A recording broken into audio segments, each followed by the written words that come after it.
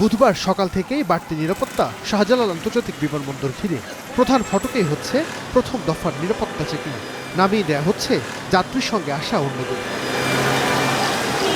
বিএনপির ভারপ্রাপ্ত চেয়ারম্যান তারেক রহমানের দেশে ফেরা কেন্দ্র করে কঠোর নিরাপত্তা ব্যবস্থা নেওয়া হচ্ছে দেশের প্রধান এই বিমানবন্দরে।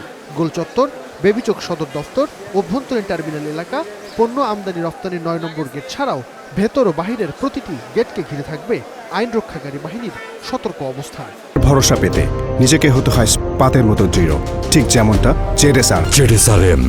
আমরা নিরাপত্তার সাথে এয়ারপোর্টে আজকে বিশেষভাবে আরও তো তদারকি করতেছে বিভিন্ন অফিসাররা। আমরা কোনো যাত্রীকে একটা যাত্রীকে আমরা ছাড়তেছি না চেক ছাড়া।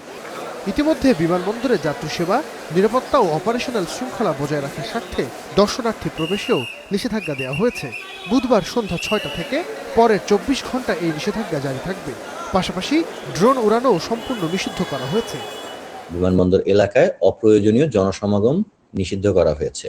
এ প্রেক্ষিতে বাংলাদেশ বিমান বাহিনী টাস্ক ফোর্স টার্মিনাল ও এয়ার সাইডের নিরাপত্তা এবং বাংলাদেশ সেনাবাহিনী ও বিজিবি ল্যান্ড সাইডের নিরাপত্তার দায়িত্বে নিয়োজিত থাকবে।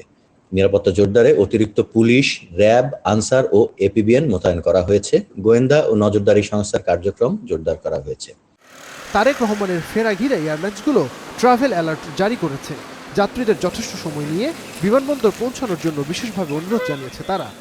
আগামীকাল এয়ারপোর্ট এলাকায় প্রচুর যানজট হতে পারে মানুষের উপস্থিতির কারণে। আমাদের সম্মানিত যাত্রীরা যেন সময় থাকতে বেশি সময় হাতে নিয়ে যাতে যাত্রার জন্য বাসা থেকে বের হয়। সবারই আসলে একটু সতর্ক অবস্থান সহ একটু সময় নিয়ে বাসা থেকে বের হওয়ার জন্য অনুরোধ করছি এবং সাথে সাথে যে ফ্লাইট মিস করার যে সম্ভাবনা সেটাকে আসলে অ্যাভয়েড করার জন্য বিভিন্নভাবে ইউএস বাংলা এয়ারলাইন্সের পক্ষ থেকে মানে অনুরোধ জানাচ্ছি।